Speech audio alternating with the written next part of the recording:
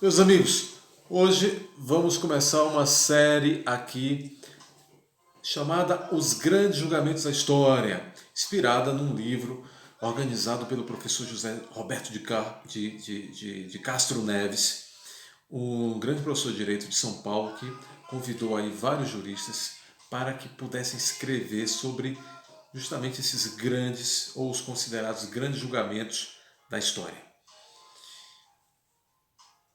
Vamos começar analisando um julgamento que pode ser considerado um dos maiores erros judiciários já ocorridos no Brasil, uma das maiores injustiças ocorridas.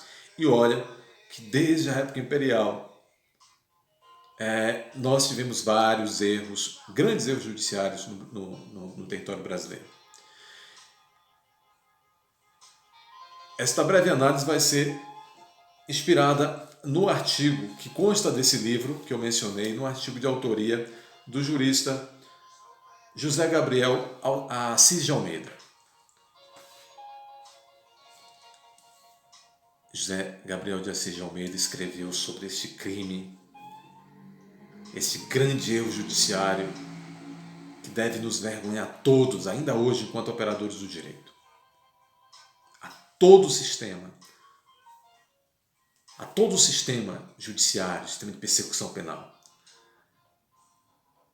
No imaginário brasileiro, muitas pessoas, eu tenho certeza que já ouviu falar do chamado crime da Fera de Macabu.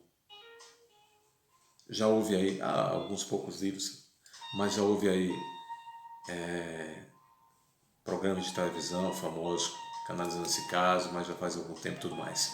A Fera de Macabu foi uma triste alcunha dado a Manuel da Mota Coqueiro, ali no início da segunda metade do século XIX, na época imperial. Estávamos ali sob o império de Dom Pedro II. Em 1852, José da Mota Coqueiro é acusado de ter mandado matar um administrador, um meeiro de uma das suas fazendas e toda a família deste meeiro. Consta que, de fato, naqueles meses em que antecederam essa triste chacina, de fato, José da Mota Coqueiro, patrão, estava ali em desentendimento com este meeiro chamado Francisco Benedito da Silva. Numa determinada madrugada de 1852, José Benedito da Silva, meeiro, administrador rural, residia ali em uma das fazendas da Fera de Macabu, da fera que não era fera, ou seja, de José da Mota Coqueiro. Uma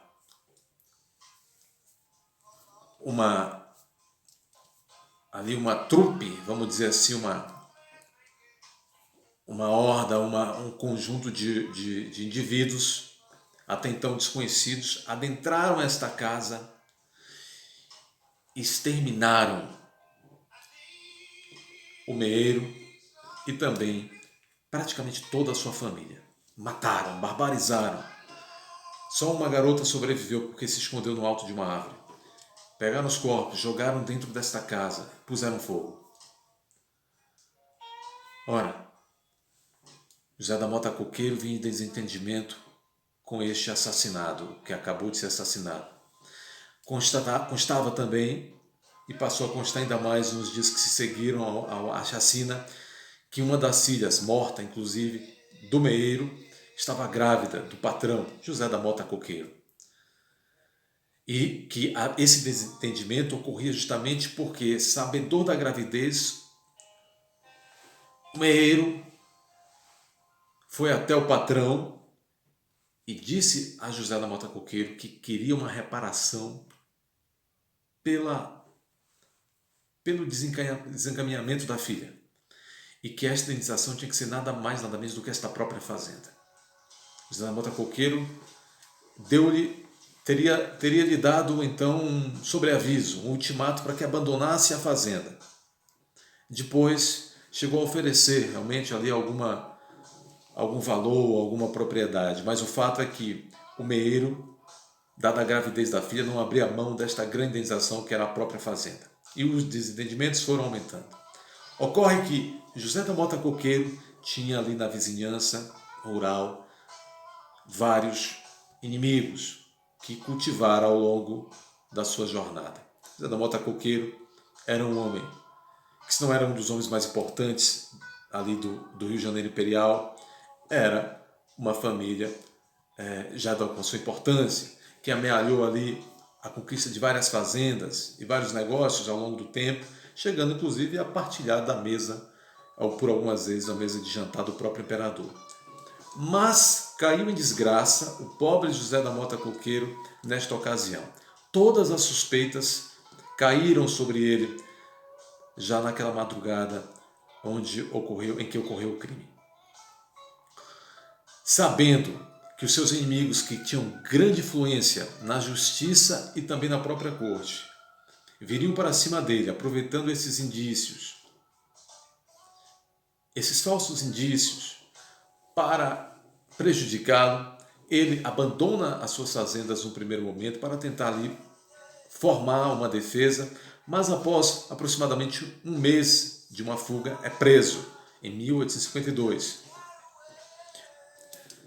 passando dali a viver grande infortúnio, grande humilhação, de 1852 até a data em que vai ser condenado e executado, que é março de 1855.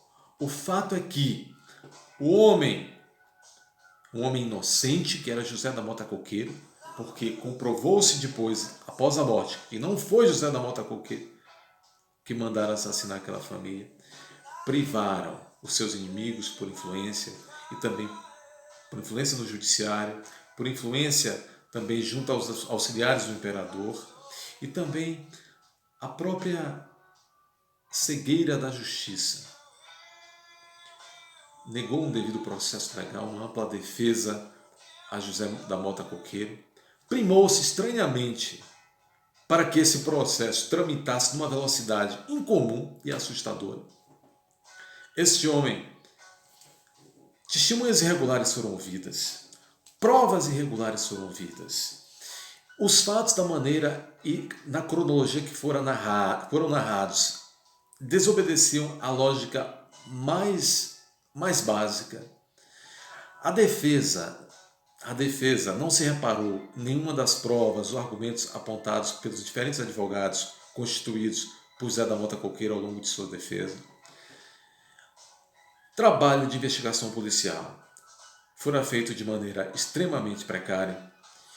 A denúncia também foi baseada naquilo que se poderia chamar hoje de delação premiada, totalmente irregular.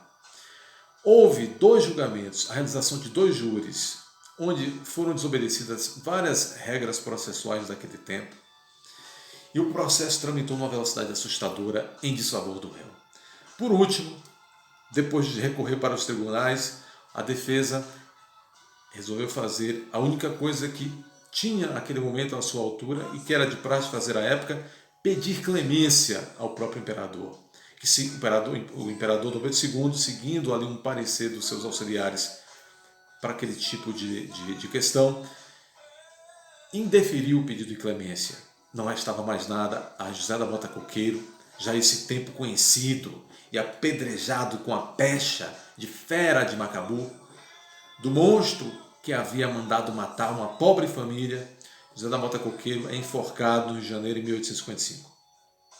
Não muito tempo depois, quando os ânimos se acalmaram e as pessoas começaram a prestar atenção àquilo que sempre estava ali à vista de todas elas, descobriu-se a verdadeira mandante daquele horrendo crime. Tratava-se da própria esposa, Dona Úrsula, da própria esposa de Manuel da Mota Coqueiro. Enforcaram um homem inocente, privaram, não deram um homem inocente, um homem trabalhador, um homem de bem, um homem benquisto, pelo menos por aqueles que não eram seus inimigos, privaram este homem de ampla defesa de devido processo legal. O homem que de fera não tinha nada. Pelo menos não era aquela fera de Macabu pintada. Este foi, sem dúvida, um dos maiores erros judiciários da história brasileira. Lição para todos, os cidadãos, operadores do direito ou não, para que fiquem vigilantes, para que casos como esse, nem de longe, voltem a ocorrer.